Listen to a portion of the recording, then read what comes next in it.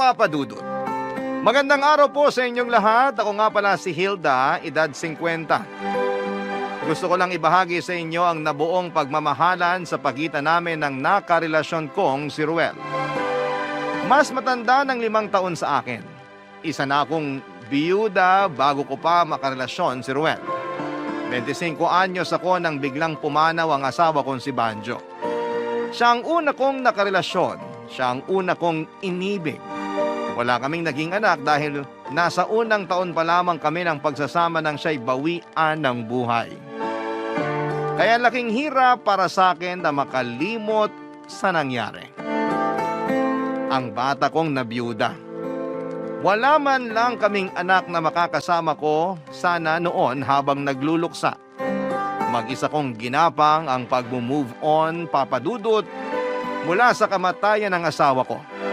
Inabot ako ng 5 taon marahil bago ko tuluyang natanggap na patay na si Banjo. Pero hindi ibig sabihin noon ay nakipagrelasyon ako. Ilang beses na akong inudyukan ng mga kakilala ko na maghanap na ng mapapangasawa ko habang bata pa lamang ako. Pero pilitin ko man ang aking sarili, hindi ko pa rin magawa yon.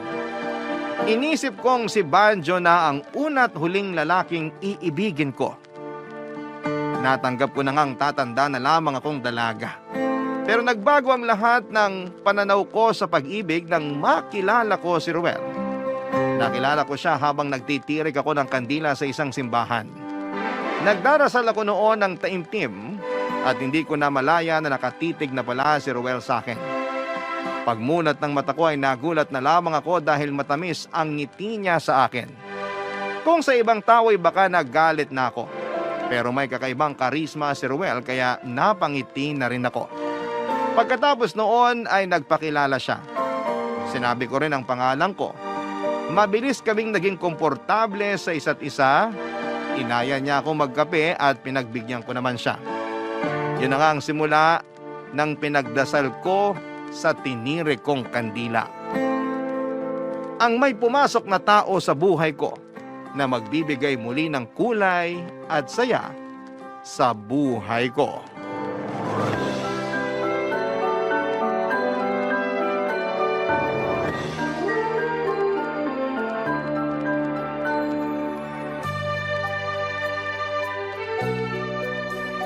Naalala mo pa ba nung una tayong nagkakilala? Paano ko ba makakalimutan? Buwan-buwan ata pinapaalala mo sa akin.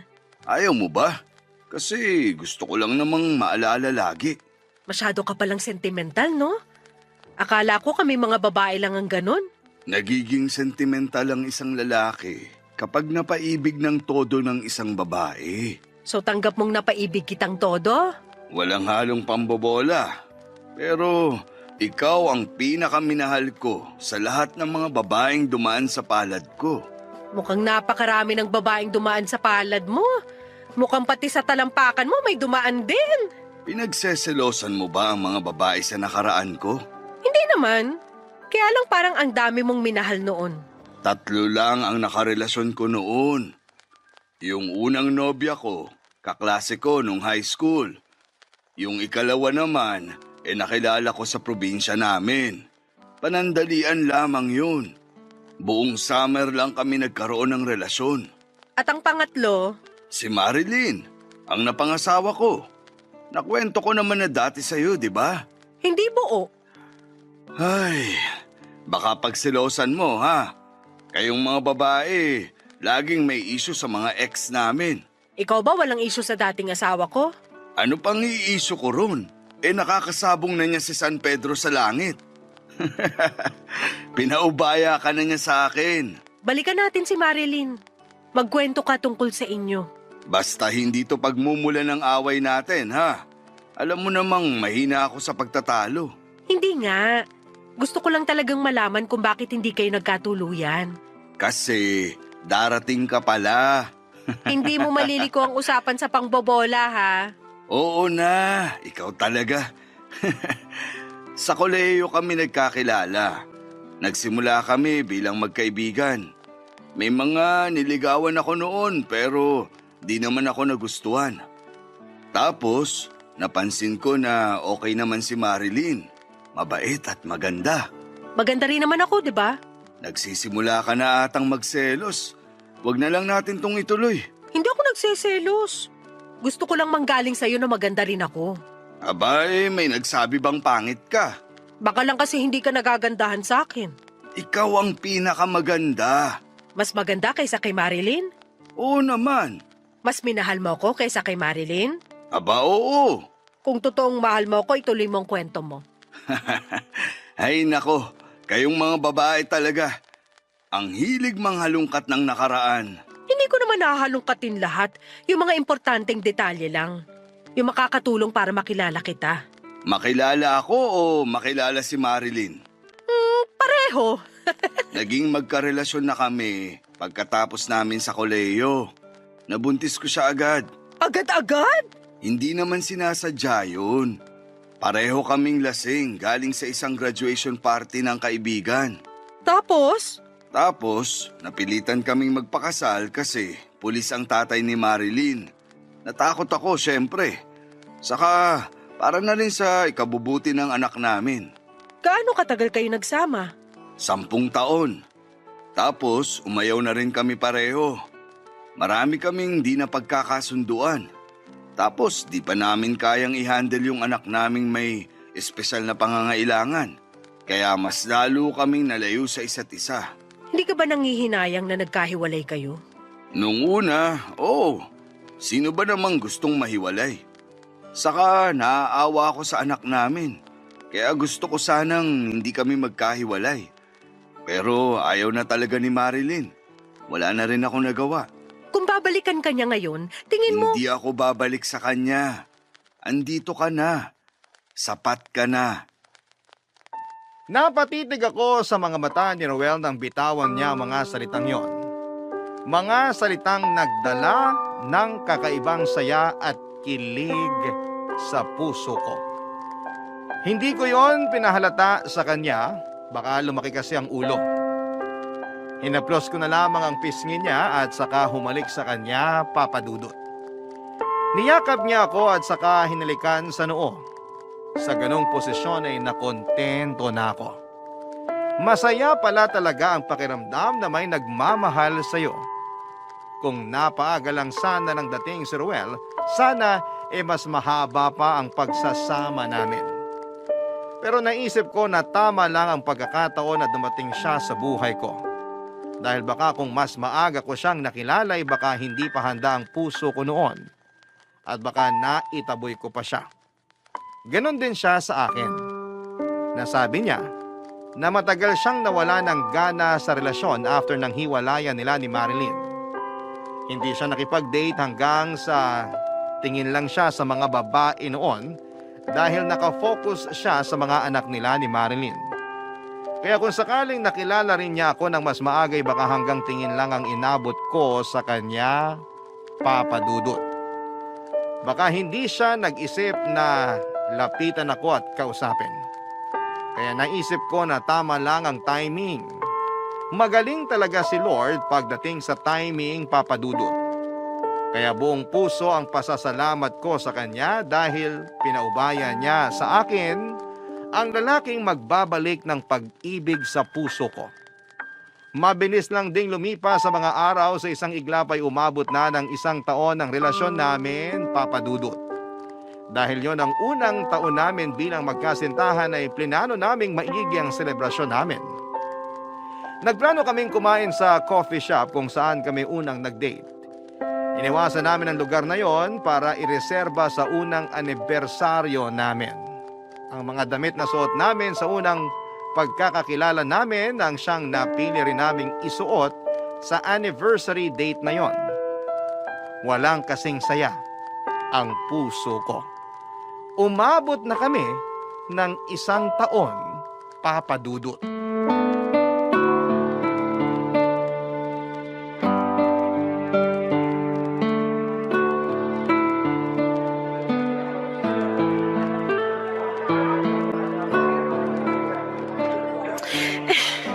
Naiinis ako. Bakit? Iba yung kulay ng lipstick ko ngayon sa lipstick na ginamit ko nung una tayo nagkita. Huwag mo nang problemahin yun. Di ko naman pansin. Gusto ko kasi lahat ng kolorete sa mukha ko hanggang sa panty ko nung unang pagkikita natin ay gamit ko ngayon. Parehas ba yung panty na gamit mo noon at ngayon? Oo naman. Medyo masikip na nga lang. Kaya huwag tayong kakain ng marami mamaya Baka sumikip lalo. Bakit naman sisikip? Ang sexy mo kaya. Parang mas sumeksi ka nga ngayon kesa noon. Papisil nga ng abs. Che! Kung kasali sa Olympics ang pangbobola, baka gold medalist ka na. Seryoso naman ako Ang sexy mo kaya. Pahawak naman ng tiyan na flat. Hindi na nga flat. Pinataba mo ko. Lagi kasi tayong lumalamon. Ikaw tong laging naglalambing ng pagkain sa akin. Dapat kasi hindi ka pumapayag. Ang hirap humindi sa'yo Pakis nga. Naku, mamaya na. Ireserba mo sa coffee shop. Doon tayo mag-kiss para ma-post ko sa Facebook. Ruel? Ruel, kinakausap kita. Sorry. Binasa ko lang yung text ni Marilyn. Binati niya ba tayo ng happy anniversary? May sakit siya. Mataas ang lagnat. Ay, ina-update ka pa rin ng ex mo? Di sana all. Hindi sa ganun. Nakikiusap siya. Napuntahan ko silang mag-ina sa bahay nila. Ha? Anniversary natin ngayon. May sakit kasi si Marilyn. Kaya gusto mo siyang alagaan? Wala kasing mag-aalaga sa anak namin. Alam mo namang special child yung anak namin. Oo nga pala. Sorry. Nadala lang ng emosyon. Kailangan ko nang pumunta ron ngayon. Kasi sinusumpong na naman daw yung anak namin. Ganun lagi kapag hindi nakakandong ni Marilyn. Teka paano yung anniversary natin? Ganito na lang. Dadaan lang ako ron. Tapos, susubukan kong maghanap ng pwedeng magbantay sa kanilang pareho. Tapos, saka na tayo mag-celebrate ng anniversary natin. Ayos ba? May makukuha ka kayang magbabantay? Marami naman akong pamangkin. Papakiusapan ko na lang. Tutal, linggo naman at wala silang pasok. Pwede bang sumama ako sa'yo papunta sa bahay ng ex mo? Hindi pwede. Bakit naman? Baka malito at magpanik lalo yung anak ko. Okay. Huwag kang mag-alala. Ipapakilala rin naman kita sa kanya. Yung kalagayan niya lang kasi ngayon, medyo alanganin. Dahil sinusumpong na naman.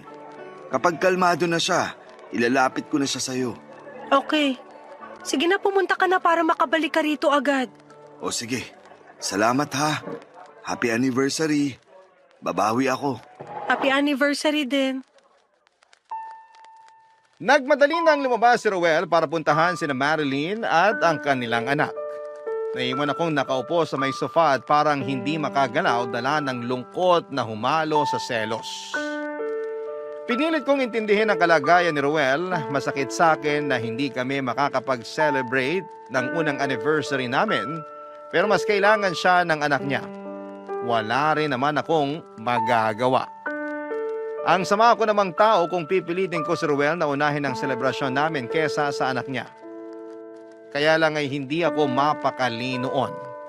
Panay ang tingin ko sa cellphone ko sa pag-asang mag-update na si Ruel para sa date namin. Kaya lang ay inabot na ng ilang oras pero wala pa rin. Tinawagan ko siya pero hindi niya sinasagot. Pagkatapos noon ay nag-text si Ruel at sinabing wala pa siyang nakukuhang magbabantay kina Marilyn. Mas lalo akong nalungkot, Papa Dudut. Nagugutom na ako noon pero ayokong kumain dahil umaasa akong makakasabay ko pa si Ruel. Bandang 6:30 na ng hapon nang tumawag si Ruel at humingi ito ng pasensya sa akin at sinabing alanganin na siyang makahanap ng magbabantay sa mag-ina niya. Kaya ron daw muna siya magpapalipas ng gabi at babalikan niya ako bago maghating gabi para mag-order na lang daw kami ng kakainin para makapag-celebrate pa rin kami ng anniversary namin. Doon ako naiyak, Papa Dudut. Nag-thumbs up na lamang ako at hindi na rin siya sumagot pa dahil mukhang naging busy na rin siya sa pag-asikaso kina Marilyn, Papa Dudut. Nagmadali akong lumabas ng bahay at sumakay na ng taxi. Nagtungo ako mag-isa sa coffee shop kung saan namin plano mag-celebrate ng anniversary namin. Ang tagal naming plinano yon, pero hindi pa rin natuloy. Mag-isa ko na lamang tuloy na sinelebrate ang anniversary namin sa lugar kung saan kami unang pinagtagpo ng tadhana. Napakasakit sa pakiramdam na mag-isa lamang ako doon, Papa Dudut.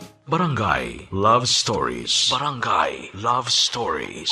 Papa Dudut, sinubukan naming bumawi ni Ruel ng pagkatapos ng insidenteng yon. Nag-date kami kinabukasan after ng anniversary namin sa coffee shop na yon, pero hindi na ako masaya. Nawala na po yung excitement.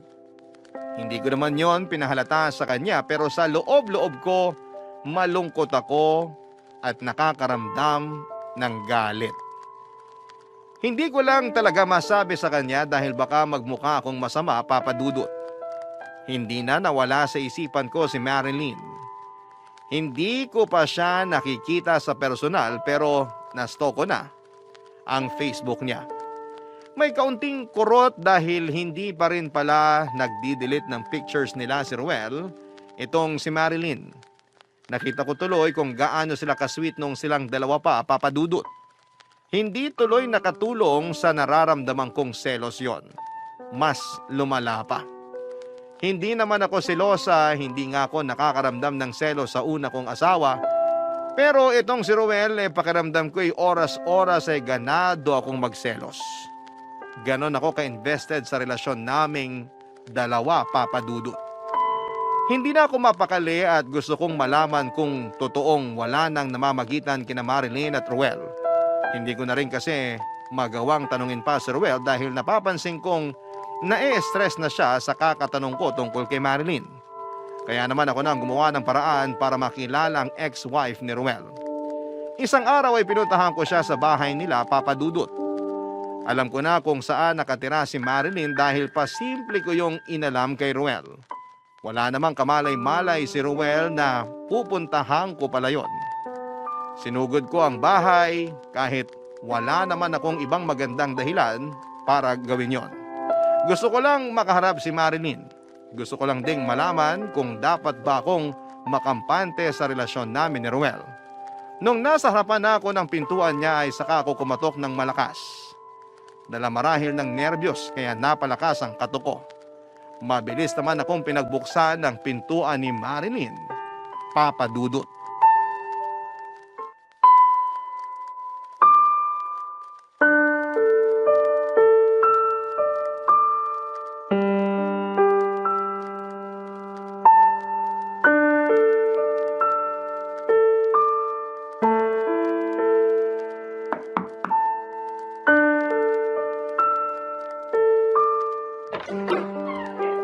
Ano yun? Ako nga pala si Hilda, Kilala mo ko? bakit naman hindi ko makikilala ang girlfriend ng ex-husband ko? Mali ata na pumunta ako. Pasensya na sa istorbo. Babae rin ako. Alam ko kung bakit ka nandito. Pasok ka. Kakasalan ko lang ng kape. Gusto mo ba? Mukhang paulan din naman. Sige, makikikape na rin. Pasok. Salamat. Ang lawak pala at ang linis ng bahay mo. Salamat. Pamana to sa akin ng magulang ko. Dito kami tumira ni Ruel nung mag-asawa pa kami. Maupo ka. Mas malaki tong bahay mo kaysa sa tinitirhan ngayon ni Roel. Nasabi nga niya, nung umalis nga siya rito at lumipat ng bahay, nanibago raw siya. Pero mukhang nasanay na rin siya ngayon sa studio type apartment niya. Konti lang din naman kasi ang gamit niya. Masaya na yun na may kama at TV. Naku, sinabi mo pa. Kung hindi pa ako dumating sa buhay niya, hindi pa siya bibili ng mga plato at ibang kubyertos. Mabuti pala't dumating ka sa buhay niya. Hindi ko nga napilit na kunin niya na lang yung mga plato at baso na niregalo sa amin nung kasal namin eh. Di raw niya kailangan kasi umu-order lang siya palagi. Oo nga pala, kinasal kayo. Pasensya ka na kung hindi pa kami annulled ha. Ewan ko kung nasabi na sa'yo ni Roel na sinimulan na namin dati.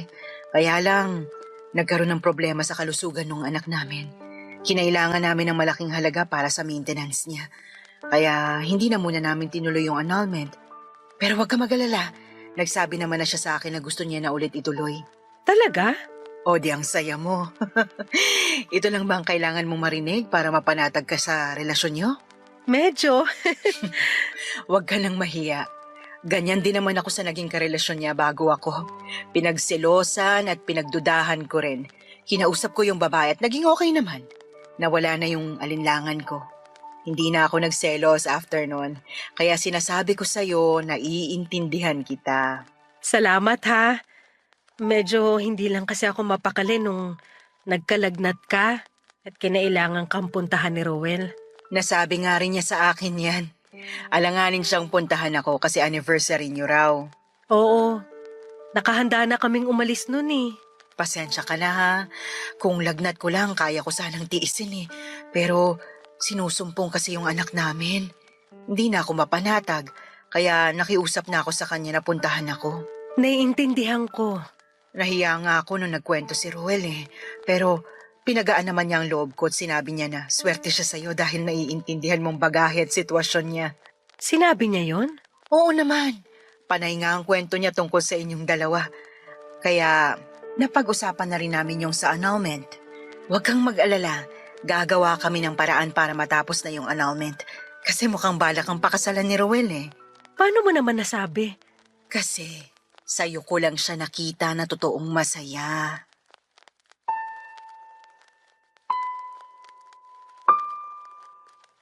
Papa Dudut, totoong nag-init ang pisngi ko sa mga sinabi ni Marilyn. Dala ng hiya at dala ng kilig.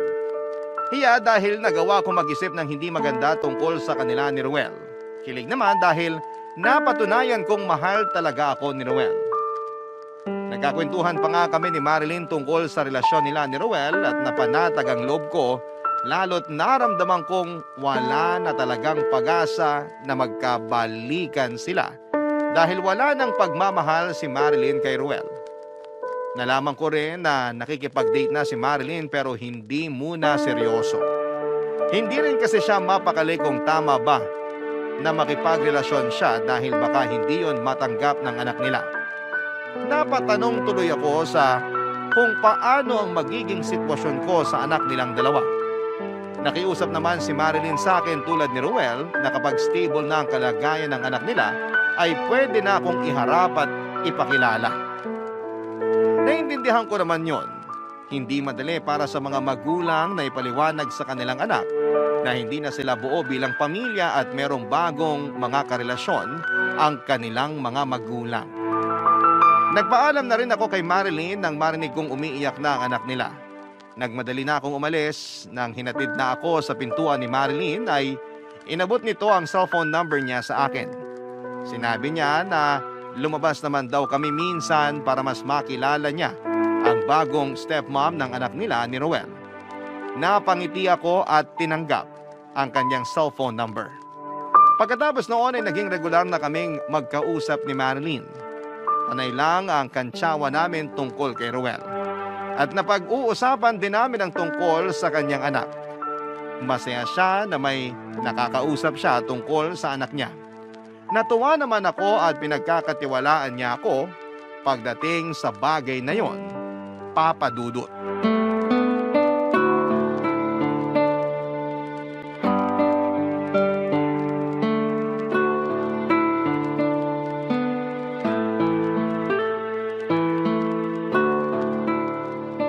Bihis na bihis ka. Bakit ngayon lang kita nakitang nagsuot ng sexing bestida? Siguro may katagpo kang lalaki, no? Loko, masama bang mag-ayos? Huwag mong sabihin sa akin matutulog ka na sa ganyang itsura. Kasi tatabihan talaga kita. Che, Seryoso nga. Pwede ko i-cancel yung inuman namin ng mga katrabaho ko. Makakadal lang kita sa kama. ituloy mo na yan. Matagal ka na rin hindi lumalabas kasama mga katrabaho mo. Para namang tinataboy mo ako. Tinataboy talaga kita. Kasi meron kang katagpo. Kaya nagpaganda ka ng ganyan. Hindi bagay sa'yo magselos, umayos ka. Sino ngang kakatagpuin mo? Hindi mo pa sinasabi sa akin. Ex mo yan, no? Wala akong ibang nakarelasyon maliban sa'yo at sa namatay kong asawa. Anong ex ang sinasabi mo riyan? Baka lang kasi may di ka nakikwentong ex. Nakwento ko na sa'yo lahat, no? Bakit di mo makwento sa akin kung sino yung kakatagpuin mo? Ayan na siya, kumakatok na. Teka at pagbubuksan ko lang.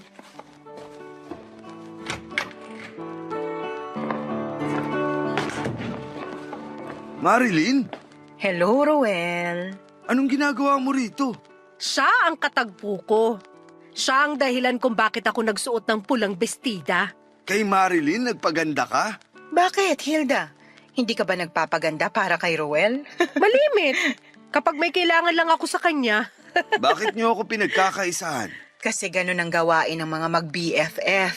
At magkaibigan na kayo nang di man lang sinasabi sa akin? Kailangan ba? Oo. Kasi boyfriend mo ako at ex-husband ako ni Marilyn. Di pa rin counted. Saan kayo pupunta? Saka paano yung anak natin? Nasa pamangkin ko. Siya na munang nag-aalaga. Hindi na kita nasabihan kasi gusto talaga kitang sorpresahin ngayon. Planado namin to. Tinatraidor nyo na ata ako. Naku, last month pa. Last month pa kayo magkaibigan? Ang dami mong tanong, kaya kita iniwan eh. Ay, akala ko kaya mo siya iniwan kasi hindi siya magaling sa ano. Uy, anong hindi magaling sa ano? Sa pagtitiklop ng kumot. Ikaw naman, ano bang naisip mo? Alam mo, Hilda, awat na tayo sa pang-aasar dyan sa boyfriend mo. Alam mo namang pikunin yan. Namumula na nga yung ilong, oh. Ay, oo nga. Namumula nga lagi yung ilong niyan kapag napipikon na. Alam nyo, kung aasarin nyo lang tong ilong ko, mabuti pang umalis na lang kayo. Ang sungit. Sige na, alis na kami. Love you. Mas mahal mo na si Marilyn kaysa sa akin eh. Natotoo naman.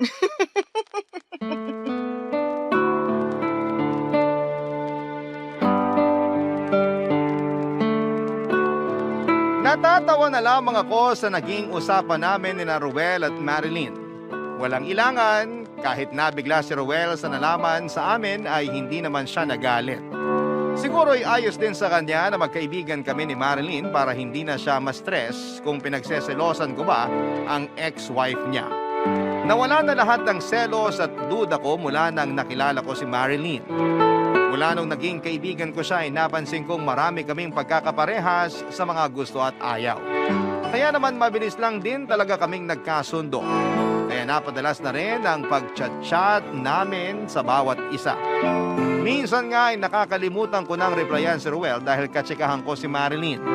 Madalas na rin akong lumalabas ng bahay kasama si Marilyn. Doon nanibago si Ruel. Alam niyang hindi ako palalabas na tao maliban na lamang kung may importanteng okasyon. Hindi naman masamang bagay yon. Masaya nga ako na nakakahinga na ako sa labas, hindi tulad dati na hindi ako komportable. Dati kasi saglit lamang ako sa labas, pero noong nakakasama ko na si Marilyn, mas nag-e-enjoy na ako na maglamrienda. Ganon pala talaga kapag maayos at maganda ang kasama mo. Hindi na kasi kami lumalabas ng mga dati kong kaibigan. Dahil may mga pamilya na sila na kailangang asikasuhin, inigaya ko na si Ruel lang ang meron ako. Ganon din si Marilyn. Nasabi niya sa akin na bihira rin siyang lumabas-labas dahil natatakot siyang iwan ang kanyang anak sa iba. Pero naging masaya siya at mas relax mula nang lumalabas kaming dalawa. Malaking tulong daw ang pagdating ko sa buhay niya dahil kahit papaano ay nabawasan ang nararamdaman niyang lungkot at stress na nagmumula sa pag-aalaga sa kanilang anak ni Ruel, Papa Dudut. Barangay Love Stories. Barangay Love Stories. Papa Dudut, nagpatuloy ang pagkakaibigan namin ni Marilyn. Nagtanong ako kay Ruel kung ayos lang ba sa kanya ang mga bagay na yon. Sinabi nitong wala naman daw problema sa kanya at masaya nga siya na nagkakilala kami at naging magkaibigan. Maganda raw yon para hindi na siya mahirapan pa sa sitwasyon ng anak nila. Nakilala ko na rin ang anak nila, Papa Dudut, pero ako na mismo ang nagsabi na huwag munang sasabihin na ako ang bagong karelasyon ni Ruel. Sinabi ko na ipakilala lang muna ako bilang isang kaibigan. Alam kong napanatag kahit papaano sina Marilyn at Ruel sa naging desisyon ko. Alam ko kasing hindi pa sila ganon kahanda para ipaliwanag sa kanilang anak ang relasyon namin ng tatay niya. Hindi rin naman isyo sa akin kung hindi pa ako makilala bilang karelasyon ni Ruel. Napamahal na rin ako sa anak nila, lalo't mabait ito at malambing. Parang nagsisi nga ako na hindi ako nagkaroon ng anak dahil parang gusto ko na pero alam kong sa edad ko ay imposible na. Inayos na rin ni na Marilyn at Rowel ang annulment nila, Papa Dudut. Mas lalo ako naging masaya kahit mabagal lang ang usad ay walang problema sa akin. Ang importante ay inaasikaso na nila. Nagpautang na rin ako ng dagdag para sa gagamitin sa annulment dahil medyo may kalakihan ang kailangan nila. Alam kong kailangan din nila ng pera para sa anak nila kaya tumulong na rin ako. Total para sa akin ay isa na kaming pamilya.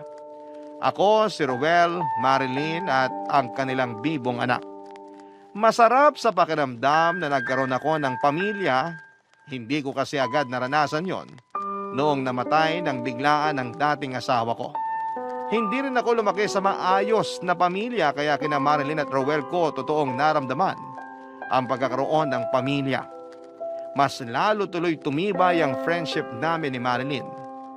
Sobrang komportable na kami sa isa't isa na kaya na namin magtanong ng mga hindi komportableng mga katanungan sa bawat isa.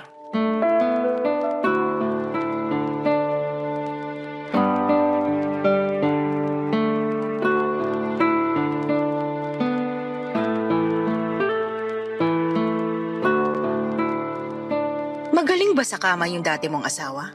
Talagang ganyan na yung mga tanungan natin ngayon? Maglilimang buwan na tayo magkaibigan. Ngayon pa ba tayo magkakahiyaan sa mga ganitong tanong? O sige, para matahimik ka na. Oo, magaling yung dati kong asawa sa kama. Tumbling kong tumbling. Ay, ang lala! Panigurado hindi ka napatumbling ni Rowel. Uy, paano mo alam? Hello! Ako ang unang nakatikim, di ba? Kaloka ka? Huwag mo itong masabi-sabi kay Rowel, ah. Alam mo naman yun, sensitive pag issue sa kama. Ay nako, alam mo bang idadagdag ko sana yung pagiging banu niya sa kama para mapabilis ang annulment namin? Kasali raw yun sa grounds for annulment. Hindi niya tinuloy yun? Syempre hindi. Masasaktan pagkalalaki niya. Alam mo naman ang Rowel mo, mabilis magdamdam. Alam ko na yan. Pero kahit mabilis magdamdam, madali namang pakisamahan. Totoo rin. Alam mo bang mas ka-close na niya yung mga kakilala ko kaysa sa akin? Kala mo laging tatakbong barangay captain eh. Hindi man siya gold medalist sa kama, pero gold medalist siya sa pag-aalaga.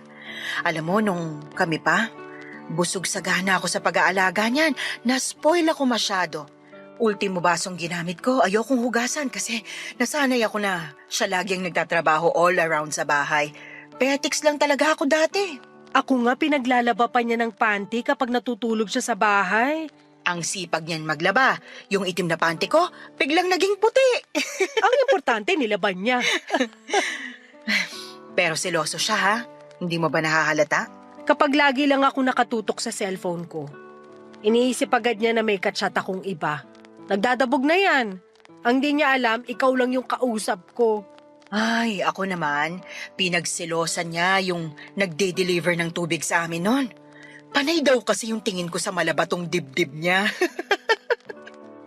Ay, hindi niya ako kinibo ng 2 araw. Hindi niya nilaban yung binabad niyang mga panty ko. Ay, naalala ko pala. Nagselo siya ron sa asawa kong namatay na. Kasi dinalaw ko nga nung death anniversary. Ang nakakaloka, alam mo ba? Sabi niya, baka nilalandi ko raw yung dati kong asawa sa puntod niya. Ewan ko kung biro ba yun o ano. Pati patay pinagseselosan? Pero kasi kung magaling sa kama gets. Grabe kung ano-ano mga pambabackstab na ang ginawa natin kay Ruel. Panigurado kung nasan man siya ngayon, dumudugo na ang dila niya sa kakakagat. Masakit din pala mga gat yan si Rowel ha. Ingat ka.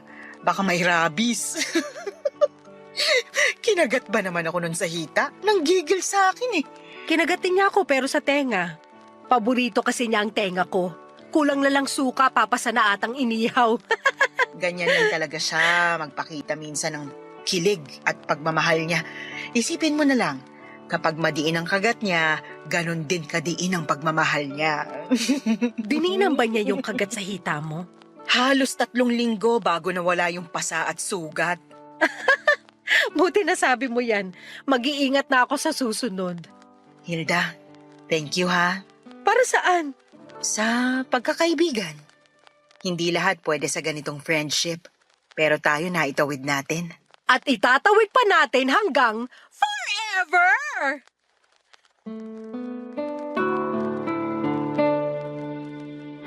Naiyak ako habang nag-uusap kami ni Marilyn. Kahit balahura ang pinag-uusapan namin at walang preno ay ayos pa rin.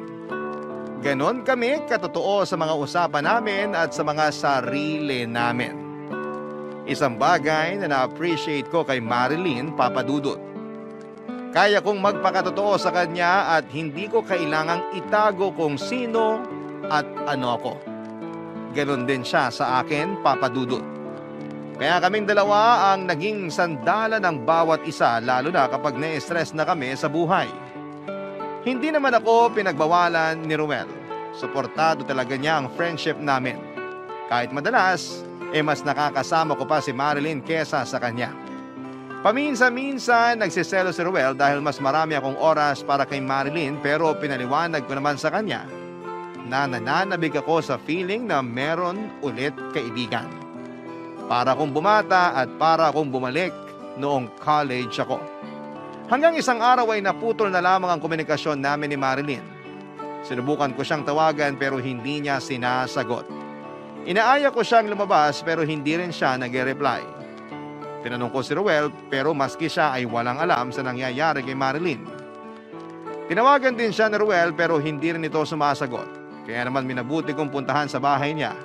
Gusto kong samahan noon si Ruel pero sinabi kong mas magiging komportable si Marilyn kung ako lamang ang pupunta. Baka kasi may pinagdadaanan ito at alam kong sa akin siya komportableng magsabi noon. Nag-half day na lamang ako sa trabaho para mapuntahan siya. Nakailang katok ako sa pintuan niya pero hindi siya sumasagot. Umikot ako sa bahay niya para puntahan ang bintana ng kwarto niya at doon ako kumatok. Andun siya. Nagkukulong. Napilitan siyang lumabas para kaharapin ako. Binuksan niya ang pinto ng bahay at pinapasok ako sa loob, Papa Dudut. Nabahala ako sa itsura niya nang makaharap ko na siya.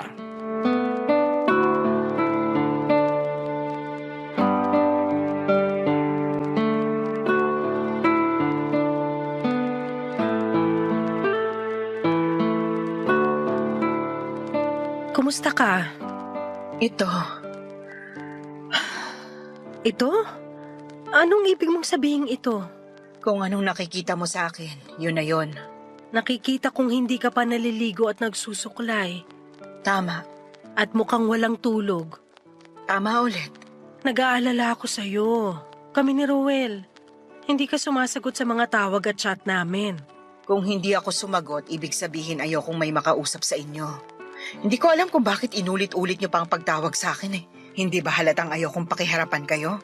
Pero kaharap mo na ako ngayon. Kasi napilitan ako. Halos basagin mo na yung bintana ako sa kwarto sa kakakatok eh. Sorry pero hindi lang kasi ako mapakali na walang balita sa'yo. Akala ko kung ano na nangyari eh. Asan ang anak mo? Nasa kapatid ko. Bakit nandun? Alam ba ni Ruel? Huwag mong sasabihin sa kanya. Bakit naman hindi? Anak niyo yun. Hindi niya pwedeng malaman. Bakit? Nag-aalala na talaga ako sa'yo, Marilyn. Hindi mo kailangan mag-alala. Kailangan mo lang tumahimik. Huwag mong sasabihin na ganitong itsura at kalagayan ko kay Ruel. Pwede ka naming tulungan. Andito lang kami. Pwede naman ako maging totoo sa'yo, no? Oo naman. Dati pa naman eh. Alam mo bang naiinis ako sa'yo? Bakit ka naiinis sa akin? Kasi buo ang atensyon na naibibigay sa'yo ni Ruel. Mula nung naging kayo, nabawasan na yung oras niya sa amin mag-ina. Mahal mo pa rin ba si Ruel? Hindi na. Pero kailangan ko siya. Para sa anak namin. Hindi naman niya kayo pinababayaan, di ba? Saksi ako. Nakikita ko sa tuwing inaalalayan niya kayo mag-ina. Hindi mo kailangan mainis sa akin dahil lang sa pakiramdam mo naaagaw ko si Ruel sa inyo. Hindi totoo yun.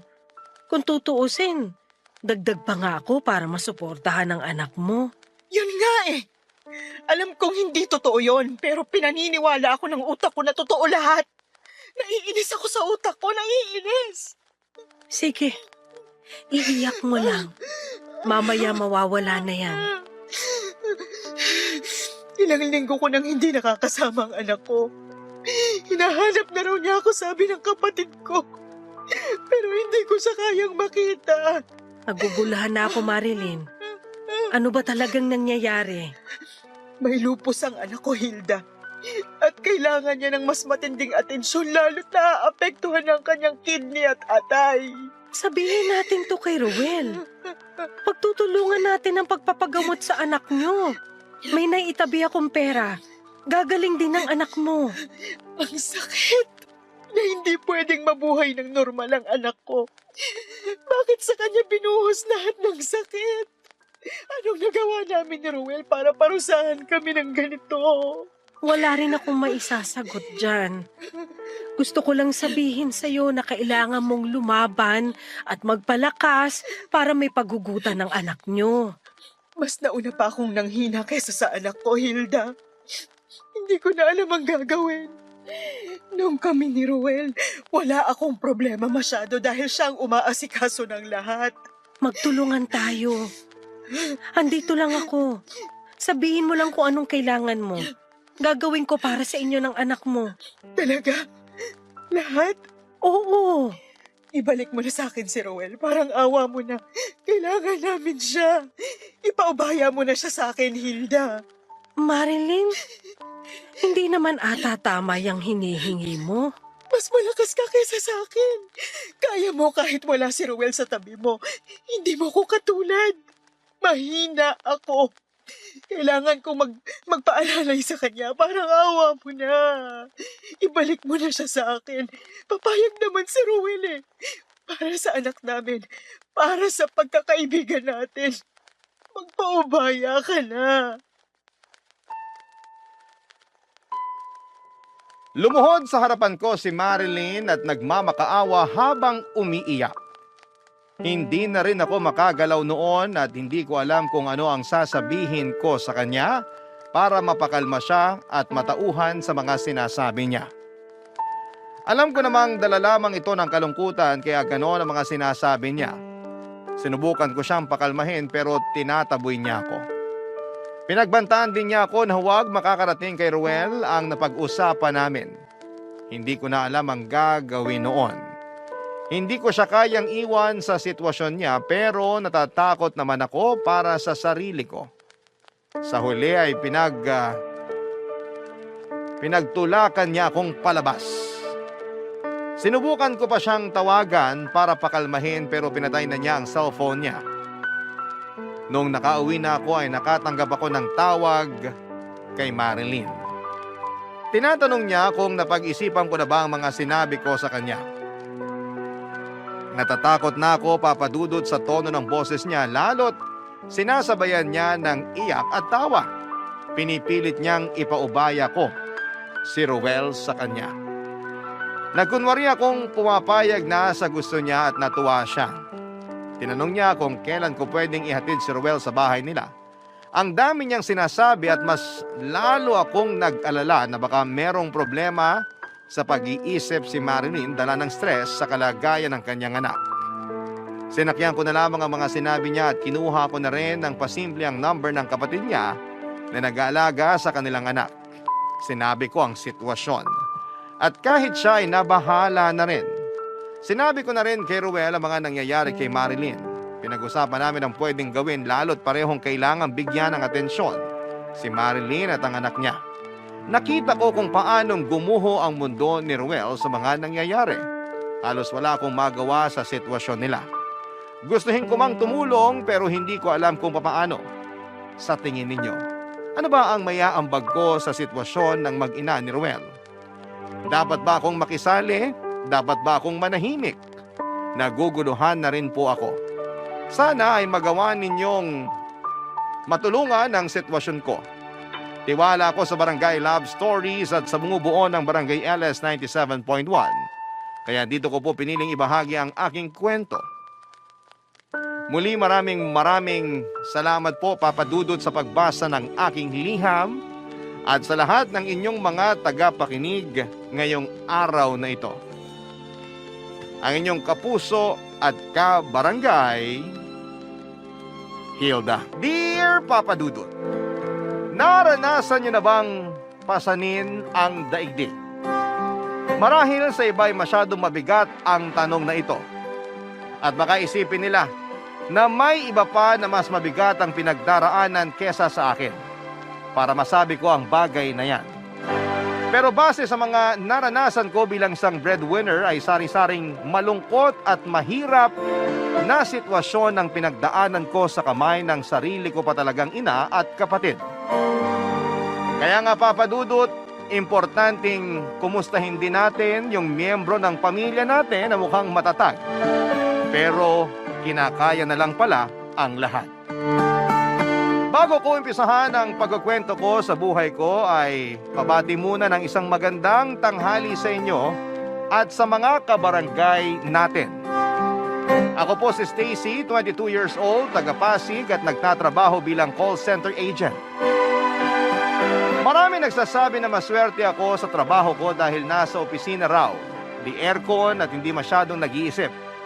Kasi sumasagot lamang ng tawag at malaki raw ang sinasahod. Pero sa totoo lang ay marami-rami rin akong iniluha sa mahigit 3 taong ko bilang isang ahente. Hindi naman kasi lahat ng mga sinasabi nila ay totoo, Papa Dudut.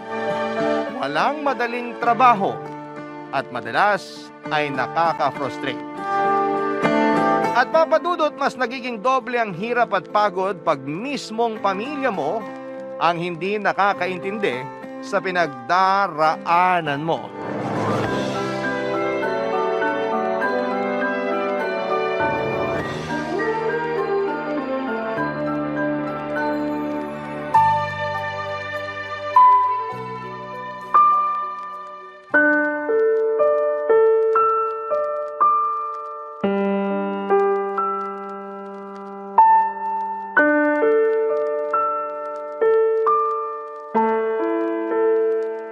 Stacy! Stacy, nak! Gising! Nay, bakit po? Anong bakit po? Siyempre may kailangan ako sa'yo kaya kita ginigising. Pero parang katutulog ko lang kanina tapos ginising niyo na ako agad. May hirapan na naman ako nitong makatulog eh. Eh di magpatugtog ka na lang o kaya makinig ka nung ASMR ba yun para mabilis kang makatulog. Dami mo pang sinasabi dyan, akala mo naman krimen ang paggising sa'yo. Pagod lang po ako sa trabaho, Nay. Sana maintindihan niyo. Pagod din ako sa mga gawain dito sa bahay. Pero hindi ako nagreklamo sa inyo magkakapatid tungkol sa bagay na yon. Alam mo kung bakit? Kasi responsibilidad ko yon bilang nanay nyo. Tungkulin ko yon bilang ilaw ng tahanan. Tapos ikaw akala mo kung sino ka makapagsabi ng pagod? Natural, wala namang trabaho na pasarap lang eh. Ultimong mga boss na papagod din, oy. Hirap namang magsabi ng feeling sa inyo, Nay. Dami niyo na agad sinasabi. Ako nga, tigil-tigilan mo sa ganyang mga sagutan mo, Stacy. Huwag mo rin ako nayayabangan porke ikaw ang nagtatrabaho sa pamilyang to. Saan naman po nanggaling yung niyayabangan? Wala po akong ginagawa sa inyo. Basta. Yun ang pakiramdam ko at bilang isang nanay, ang sakit sa kalooban na walang respeto sa akin yung anak ko. Ano po ba kasi yung kailangan nyo para matapos na tayo? Ano kasi, nak? Hingin ko lang sana yung perang pang-tuition ng kapatid mo ngayong pasukan. Saka kung pwede, dagdagan mo naman yung allowance nila kasi kinukulang ako sa pagbabudget. Po? Ngayon na po ba yung enrollment ni Cyrus? Nak, ikaw nang bahala sa mga kapatid mo kasi ikaw lang naman ang may trabaho sa atin. Pero Nay, kulang pa po yung pera ko rito. Sa makalawa pa yung sweldo namin eh. Ha? Wala ka bang naitatabi dyan? Sinabi ko naman sa'yo na ngayong araw yung enrollment ng kapatid mo. Paano na yan? Sinabi niyo po ba? Hindi ko kasi natandaan. Ako tong nasa 40 na pero mukhang ikaw tong mas ulyanin sa ating dalawa. Pasensya na po kayo. Marami lang po akong iniisip tapos pagod pa ako madalas sa shift ko. Kaya medyo nagiging makakalimutin ako. Wala akong pakialam. Gawa mo na paraan yung pang-tuition ng kapatid mo kasi tsak mag-aalburuto yon pag sinabi kong wala kang pera. May naitabi pa naman po yata ako rito. Teka, kunin ko lang po. Sabi na meron yan eh. Ikaw pa ba? Imposibleng mawalan ka. Pang-emergency fund po to, Nay. Hindi ko nga po to dapat gagalawin kung hindi lang kailangan. Para naman yun sa kapatid mo Saka anin mo yung pang-emergency fund mo wala namang emergency. Ikaw talaga kung ano-ano yung pinagsasasabi mo. Akin na yan, dali. Akin na. Oh, ito po na yo. Okay na po ba yan? Kasama na ba rito yung sa allowance nila? Hindi pa naman po pasukan na. Enrollment pa lang. Kahit na, malapit na rin naman. Pagkatapos nito, bibilang ka lang ng 2 linggo, pasukan na. Baka po kasi magastos nyo lang kapag binigay ko agad sa inyo. Sinasabi mo bang gastador ako? Hindi naman po sa ganun, Nay. Nakakasakit ka ng loob, Stacy. Kung magsalita ka dyan, akala mo di mo ako nanay? Baka nakakalimutan mo ako nagluwal sa'yo sa mundo. Kung alam ko lang na ganyan ka sumagot-sagot, sana sinakal ko na lang yung pusod mo sa'yo. Papa Dudut, 18 anyos ako nang makapasok bilang call center agent. Yun din ang edad ng mamatay ang tatay namin. Biglaan yon at hindi namin inaasahan, lalo pa siya ang may trabaho sa pamilya. Paminsan-minsan ay tinutulungan siya ni nanay sa pamamagitan ng pagtitinda ng frozen goods na pang-ulam, pero madalas palugi at hindi tumutubo ang negosyo ng nanay ko. Magastos kasi siya at walang tiyaga, kaya naman pinatigil na siya ni tatay sa pagtitinda noong nabubuhay pa ito. Abonado pa kasi si tatay sa mga panindang hindi nababayaran ni nanay sa kinukunan nito. Hindi mayaman ang pamilya namin, Papa Dudut, pero proud ako na lahat kami ay nag-aaral noon kasama pa namin si tatay.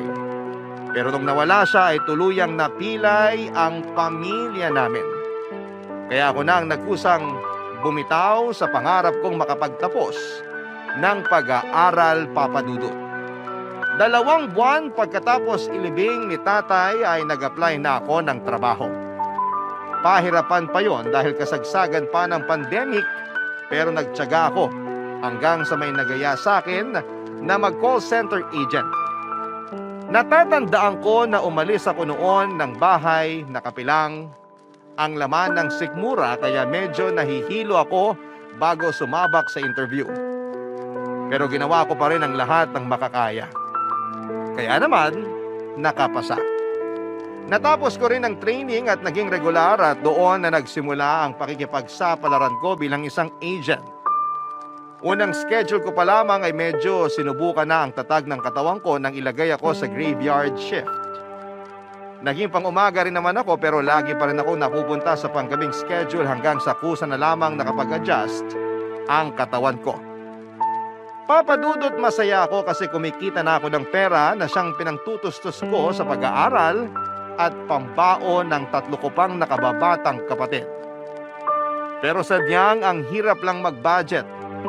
Lalo pa at maluho ang nanay ko at ang kapatid ko na sumunod sa akin na si Cyrus.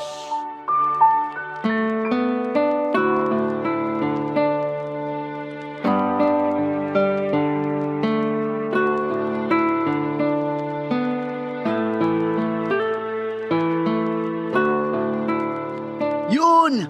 Nako, bopols naman ito. Hindi ganyan, tol. Pabuhat na nga, wala pang silbi. Hala, bakit Kainis! walang kanin? Cyrus, nagsaing ba kayo? Ay nako, hindi talaga marunong tong ugok na to eh. Cyrus, kinakausap kita. Ano ba yun, te? Istorbo ka naman. Kita mong may ginagawa ako. Ano ba yung ginagawa mo? Naglalaro ka lang naman. Ayan, natalo tuloy ako. Kasalanan mo to, ate. Wala akong ginagawa sa'yo, ah. Dinadaldal mo kasi ako, kaya na-distract ako. Nagtatanong lang naman ako. Ano ba kasi yung tinatanong mo? Kung hindi pa kayo nagsaing. Wala man lang kanin dun sa kaldero. Nagsaing kami, pero baka naubusan ka na. Bakit yun naman ako inubusan? Alam niyo naman kakain ako pag gising eh. Nakalimutan namin na tirhan ka. Napasarap ng kain, kaya simot yung kanin. Hindi niyo rin yata ako tinirhan ng ulam, no? Bumili ka na lang. May pera ka naman, kaya sa naghanap ka ng wala. Damay mo na rin ako sa orderin mo, te. Nagutom ako bigla. Ano? Kung makaano ka, akala mo may patago kang pera, ah. Tsaka nagtitipid ako, Cyrus. Hindi ako pwedeng basta gumastos lang. Ang damot mo naman. Ako pa talaga yung madamot? Totoo naman eh. Di ka na nga ng libre kung ano-ano pang sinasabi mo. Kapal naman ang mukha mo. Baka nakakalimutan mo na ako ang ate sa ating dalawa. Hindi ko kaya yun nakakalimutan. Saka ikaw nga ang ate. Kaya dapat ikaw ang manlibre. Ikaw tong may trabaho at sweldo tapos ang kuripot mo. Oh, Ba't parang dun pa lang sa may pinto, dinig ko na yung iringan yung dalawa. Si Cyrus kasi, Nay, sinasagot-sagot ako. Napakawalang respeto. Sumasagot ako kasi may bibig ako. Eh, ikaw naman ang nakatatanda. Ikaw na magpasensya, Stacy. O, dali, tingnan niyo tong mga pinamili ko. Pinamili? Oo, kasi nag-sale yung malapit na mall dyan, kaya pinuntahan ko na. Bihira lang naman mangyari yun, kaya bumili na ako. Meron po kayong pera? Ano pong pinambayad nyo dyan, Nay? Meron. Yung sweldo na binigay mo sa akin. Pero di ko naman inubos lahat dito. Baka sabihin mo naman dyan ay... Sigurado akong may sasabihin na naman si ate. Kasi pinang-shopping niyo yung pera na binigay niya sa inyo, Nay. At bakit? Wala na ba akong karapatang magsalita? Pero ko naman yan at para yan sa bahay natin. Hindi yan para pambili ng kung ano-ano, Nay. Laki-lakihan mo kasi yung bigay mo para naman may pang-shopping ako, nak. Naku, sa kuripot ni ate. Ayaw nga niya akong ilibre ng merienda, Nay. Kung nga hindi nyo tinirhan ng pananghalian tapos gusto mo ilibre kita? Ano ka, siniswerte? Nay, oh! Ay, bumili ka na lang sa labas, Stacy. May pera ka naman eh. Liit-liit na bagay, hilig mong palakihin.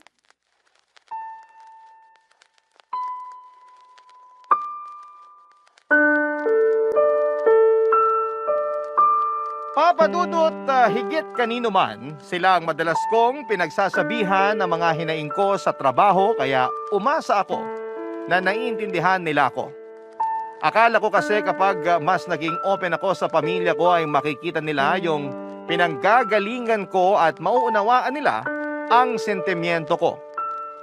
Pero nagkamali ako kasi noong araw na yon pakiramdam ko ay hindi nila ako naiintindihan.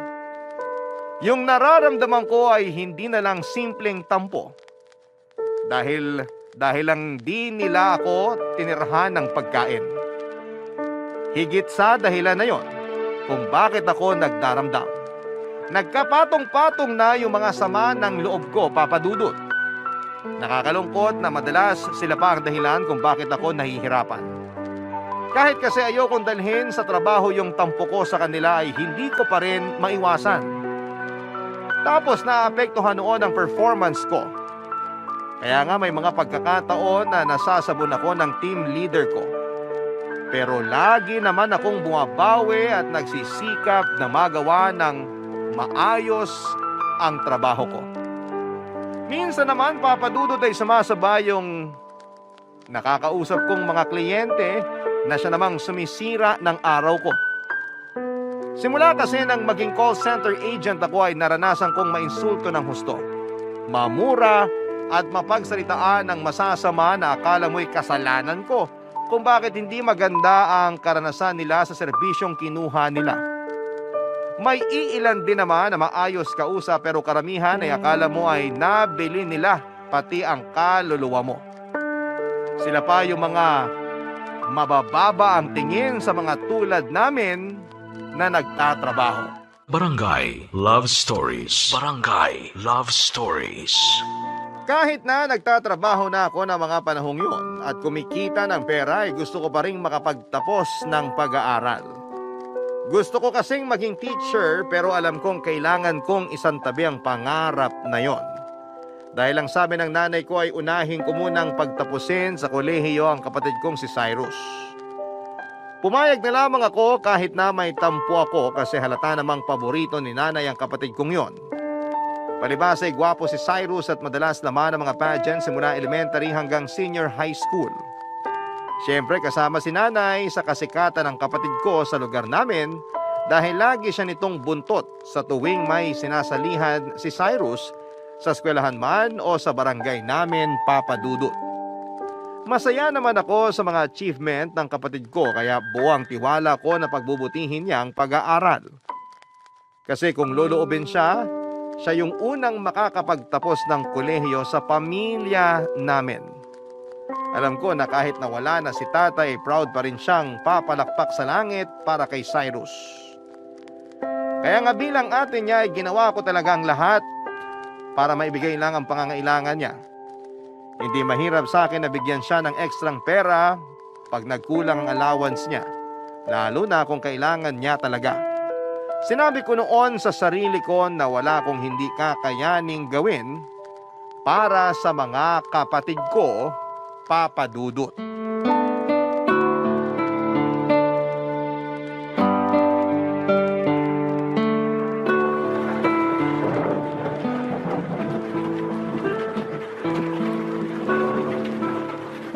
Ay, grabe naman yung ulan sa labas.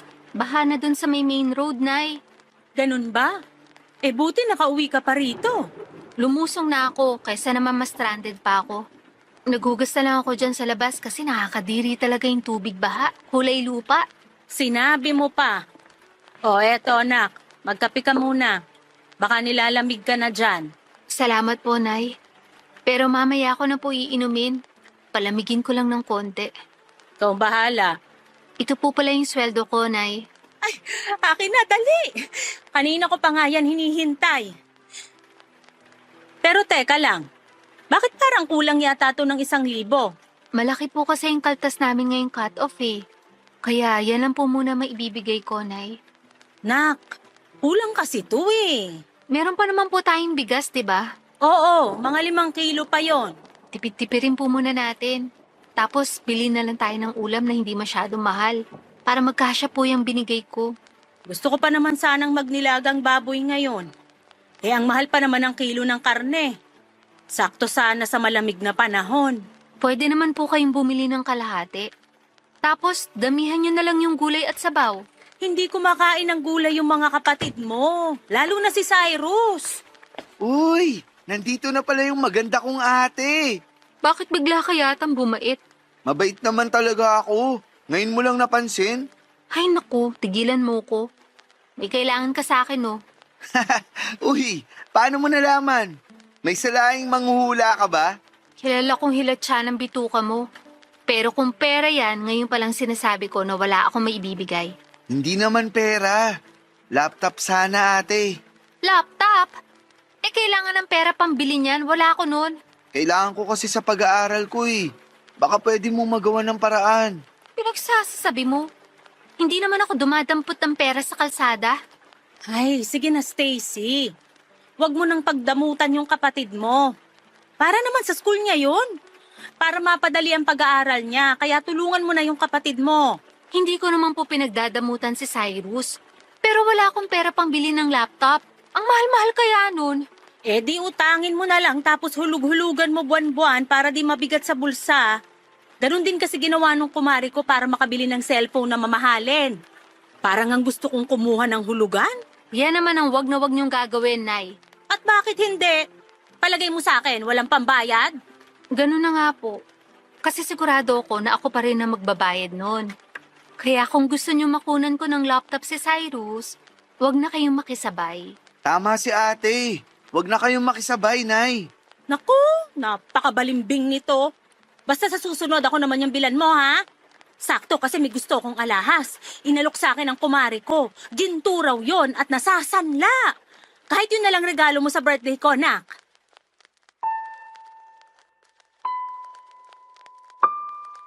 Nang mga panahong yon ay 1 taon pa lang ako nagtatrabaho bilang call center agent.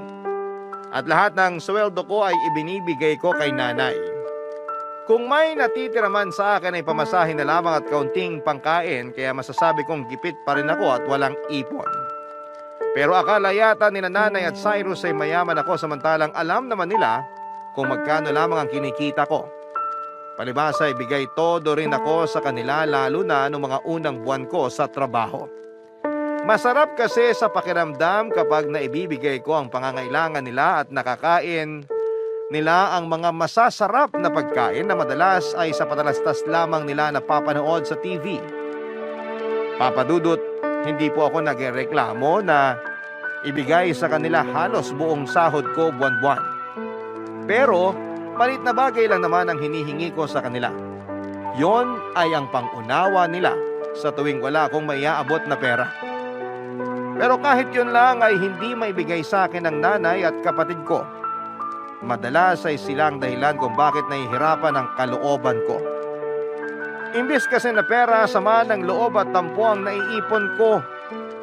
At hindi pa talaga nakontento ang kapatid kong si Cyrus sa pagpapasama ng loob ko dahil nilubos-lubos pa niya, Papa Dudut.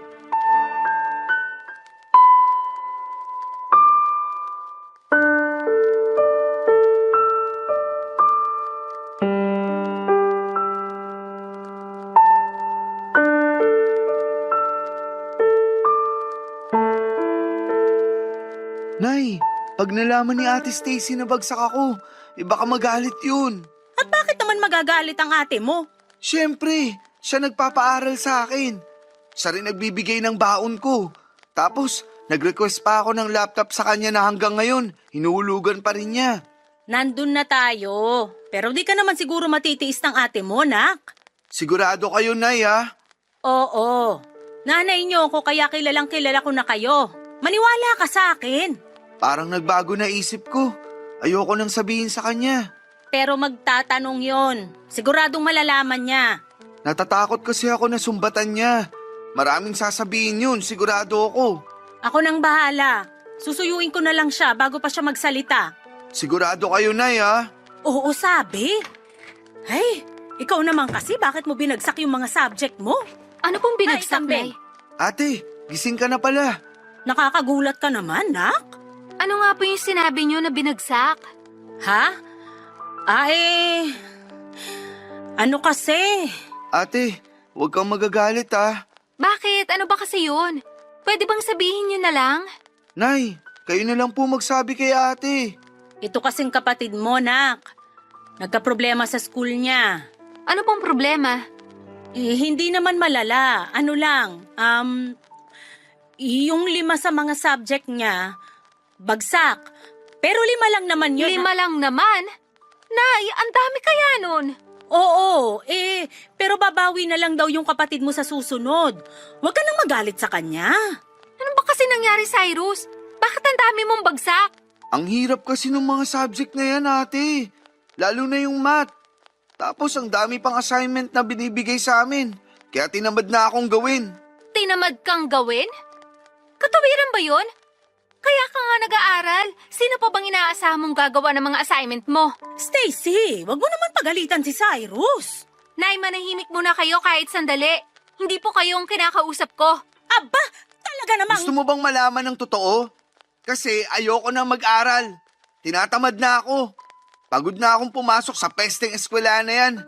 Kaya wala na akong pakialam kung bagsak man ako. Ay, siraulo ka pala. Stacy, wag mo nasaktan si Cyrus. Ikaw ang ate, kaya ikaw ang dapat umintindi sa kapatid mo. Paano ko po iintindihin yung katuwiran niya? Tinamad pumasok? Ayaw na mag-aral? Nagpapakahirap ako magtrabaho para lang mapag-aral ko yung mga kapatid ko. Lahat ang kailangan nila binibigay ko sa abot na makakaya ko, tapos ganito lang ang igaganti nila sa akin? Sige nga! Paano ko iintindihin yun, Nay? Sa tono mo parang nanunumbat ka. Tama ba yan? Porke ikaw itong may trabaho at kumikita, akala mo kung sino ka na? Wala na bang karapatang manumbat? Kayo na ang may sabi. Ako ang nagtatrabaho at kumikita sa pamamahay na to. Kaya meron akong karapatang magalit sa pinagagagawa ng anak nyo. Ikaw, Cyrus, sinasabi ko sa'yo, pangatawanan mo yung desisyon mo dahil hindi na kita tutulungan. Sinayang mo lang yung pagtitiwala ko sa'yo. Hindi ko naman kailangan ng tulong mo eh. Papatunayan ko sa inyo na kaya kong tumayo sa sarili kong mga paa. Papadudot na iyak na lamang ako sa labis na pagkadismaya sa mga bagsak na subject ni Cyrus. At mas nadagdagan lang ang inis at sama ng loob ko sa kanya dahil sa mga baluktot niyang katuwiran na pilit tinutuwid ni nanay ng kampihan niya at konsintihin ang kapatid ko.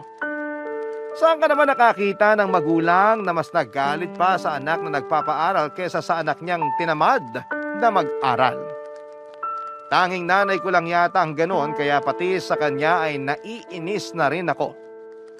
Bukod doon, papadudot ay sinabihan niya pa akong nanunumbat. Kung tutuusin ay may karapatan naman talaga akong manumbat dahil pinagtrabahuhan ko ang perang pinang-aaral at pinangbabaon ng kapatid ko. Pero ang mas nang ibabaw na pakiramdam ko ng mga oras na yon ay ang lungkot, papadudot. Pakiwari ko ay wala kong boses sa pamilya namin. Yun bang wala kong karapatang magsabi ng opinyon dahil sila pa rin ang masusunod. Pakiramdam ko ay nag-iisa lamang ako sa pamamahay namin at walang gustong makinig sa saloobin ko. Na walang halaga ang nararamdaman ko sa mga taong importante sa akin. At kaya ganun lang nila ako pakitunguhan kasi alam nilang hindi ko sila kayang tiisin. Totoo naman dahil may sa pusong mamon ako. Mana ako sa tatay ko eh. Kaya alam nila na hindi ako magtatanim ng galit sa kanila at babalik din kami sa dati. Na para bang walang nangyari kahit na masama ang loob ko. Barangay Love Stories. Barangay Love Stories. Papadudot nagpatuloy ang iringan namin sa bahay dahil sa pagkampi ni nanay kay Cyrus at pagkonsente sa kapabayaan nito sa pag-aaral. Ilang beses niyang sinabi sa akin na ako ang nakatatanda kaya dapat ay mas iniintindi ko ang nakababata kong kapatid. Pero nagmatigas ako dahil masama ang loob ko na hindi naman pala pinahalagahan ni Cyrus ang paghihirap ko para lang mapaaral siya. At mas lalo akong nadismaya sa kapatid kong yon nang tuluyan na siyang huminto sa pagpasok niya sa eskwelahan. Ni hindi na niya nagawang tapusin ang senior high school niya kaya naggalit ako sa kanya. Sa kabila ng lahat ay alam kong hindi ko pa rin siya mapipilit na gawin ang bagay na ayaw niyang gawin. Kaya naman hinayaan ko na lamang siya sa kagustuhan niya at yun nga ay ang magtrabaho para kumita na ng pera. Sa isip ko ay hindi lang naman siya ang kapatid ko. Meron pa akong 2 nakababatang kapatid na pwede kong tulungang makapagtapos ng pag-aaral, Papa Dudut. Nagpatuloy ako sa pagtatrabaho kahit na nagkakasakit na rin ako dahil sa sobrang stress.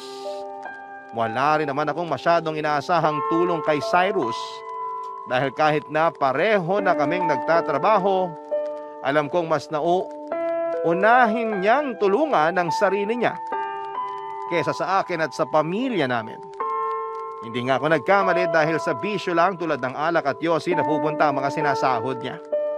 Ni hindi nga niya maabutan ng kahit magkano itong sinanay kaya ako ang madalas nitong hinihingan, lalo na sa panluho nito. Hindi rin nag-aambag ng pambili ng bigas at ulam ang magaling kong kapatid. Tapos, siya pa yung malakas kumain sa bahay namin. Madalas din siyang masisante sa kanyang trabaho dahil sa katamaran at pagmamarunong. Pakiramdam ko ng panahong yon ay malapit na akong mapanod sa stress dahil sa kapatid ko. At hindi pa talaga siya nakontento nung sinagad na niya ng tuluyan ang pagkagigil ko sa kanya, Papa Dudut.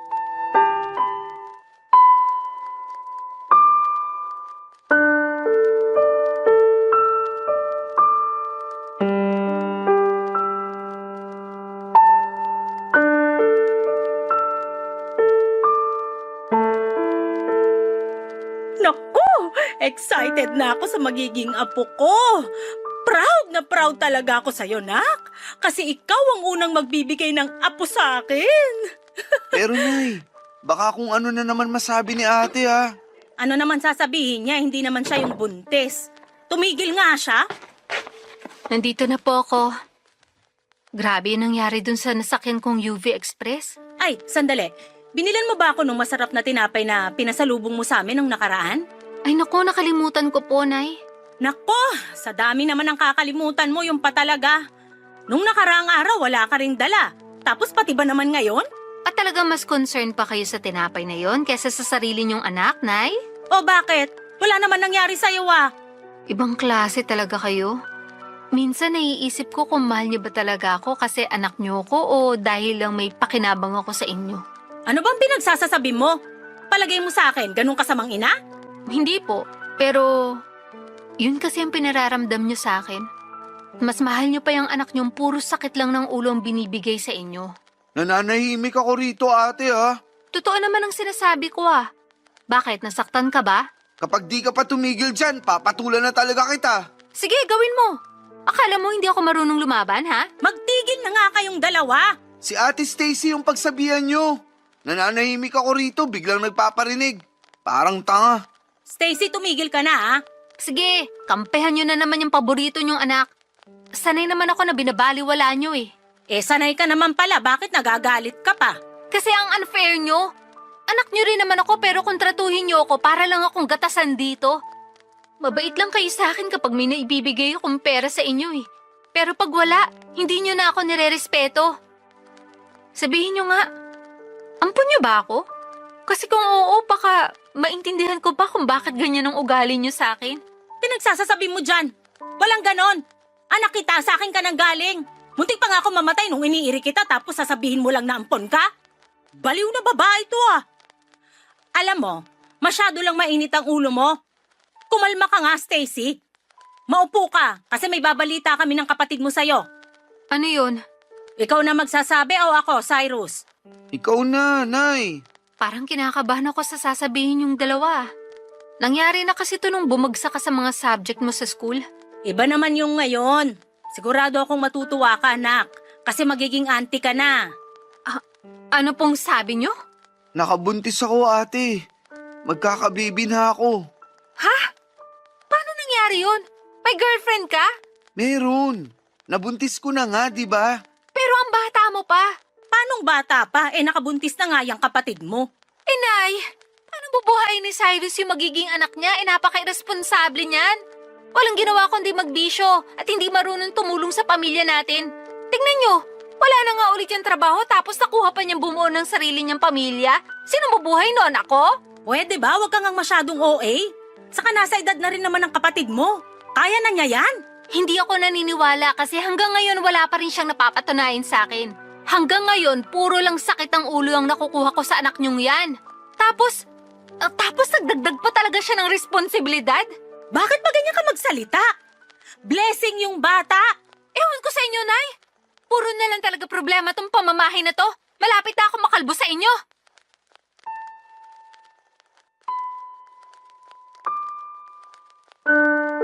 Papa Dudut, paanong magiging biyaya ang isang bata kung wala ka namang kakayahang buhayin ito?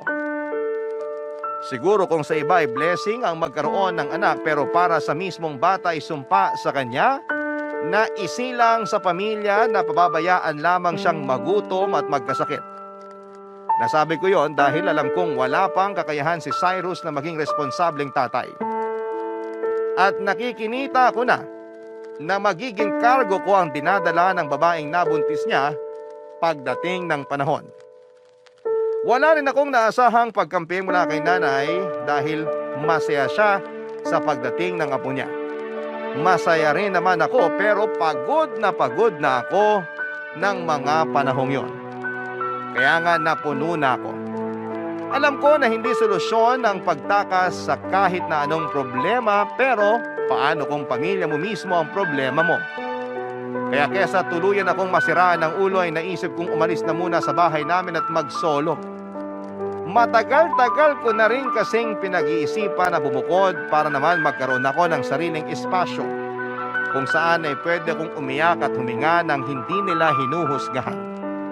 Pero walang-wala ako ng mga panahong yon, Papa Dudut, kaya humingi ako ng tulong sa kaibigan ko na kasama ko sa trabaho. Buti na lamang at to the rescue siya sa akin dahil alam din niya ang pinagdaraanan ko. Pinatuloy niya ako sa nirerentahan niyang apartment since mag-isa lamang siyang nakatira doon.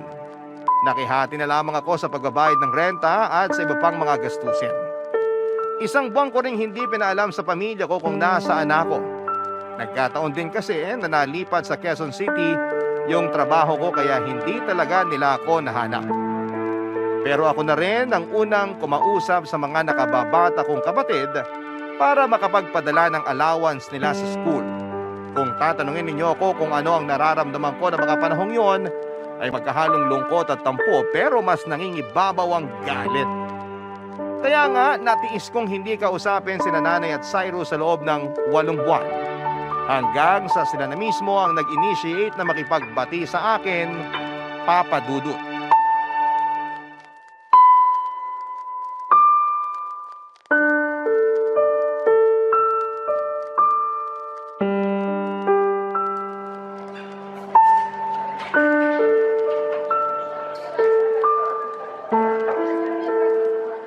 Nak, buti na lang pumayag ka na makipagkita sa amin ni Cyrus.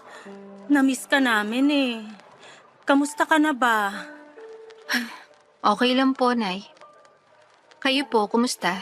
Ito, ang laki ng pagsisisi namin ng kapatid mo kasi huli na nung na-realize namin na mahalaga ka pala sa amin. Nung umalis ka, ibang-iba na yung bahay natin. Bigla akong naramdaman na parang nawalan ako ng anak. At hindi ko pala kaya yon, kaya patawarin mo sana kami. Pasensya na po kayo kung umalis ako sa atin. Kung hindi ko po kasi ginawa yun, baka mabaliw na ako. Alam ko may kasalanan din ako kasi iniwan ko kayo. Sorry po, Nay. Kami yung dapat humingi ng tawad, ate. Kasi kami yung nagtulak sa'yo na umalis sa bahay para iwanan kami. Ako, sa totoo lang, hiyang-hiya talaga ako sa'yo. Hindi ko alam kung paano ka haharapin ngayon, pero nilakasan ko na lang yung loob ko. Kasi gabi-gabi akong kinakain ng konsensya ko. Sabi ko sa sarili ko, gusto kong humingi ng tawad sa'yo. Pero di mo na responsibilidad na patawarin ako dahil sa mga kasalanan ko sa'yo. Ako rin, Nak. Marami kaming natutunan nung nawala ka sa bahay. Naalala kong maging nanay sa mga kapatid mo nung umalis ka. Dapat kasi hindi ko yung kinalimutan nung nawala ang tatay niyo. Dapat di ko pinasa sa'yo yung responsibilidad na yun para di ka nahirapan at nagsakripisyo. Naisip ko baka magalit sa akin ang tatay mo pag nagkita kami sa kabilang buhay kasi pinabayaan kita, Nak. Pinabayaan ko yung panganay namin. Nay, wag na po kayong umiyak. Sorry, Nak. Maiintindihan ko kung di mo ako kagad mapapatawad. Pero sana wag mo pa rin kalimutan na may nanay ka. Miss na miss ka na namin sa bahay. Miss na kita. Totoo yung sinabi ni nanay, ate. Lagi kang hinahanap ng mga kapatid natin sa amin. At tinatanong nila kung kailan ka raw uuwi. At kapag hinahanap ka nila sa akin, nalulungkot ako kasi di namin alam kung saan ka hahanapin. Ay, miss na miss ka na namin. Marami ring nangyari na nakakalungkot. Pero masasabi ko na nagturo yun ang pinakamalaking aral sa buhay ko. Anong ibig mong sabihin? Ano nangyari? Namatay ang baby ko. Premature siya nung pinanganak tapos di na rin niya nakayanan. Kaya bumigay na yung katawan niya. 5 oras lang namin siyang nakasama bago niya kami iniwan. Pasensya ka na, Cyrus, ha? Kung alam ko lang sana nadamayan kita. Okay lang yun kasi kinaya ko naman.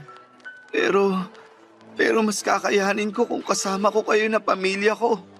Pangako, hindi na ako mawawala. Nandito na ulit ako. Hindi ko na kayo iiwan. Nandito na uli si ate. Salamat, ate.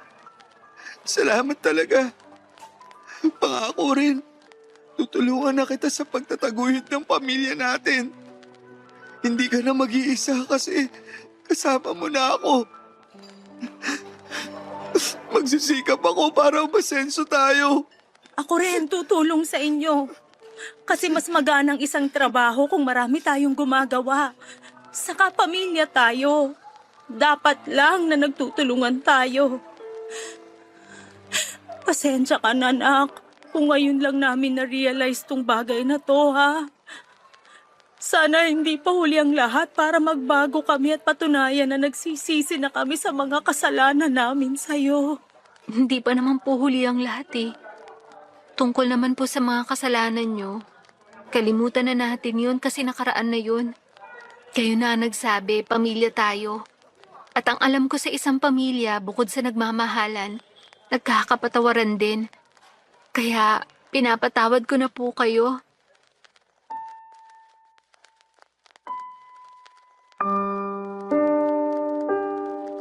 Papa Dudut, napakagaan sa pakiramdam.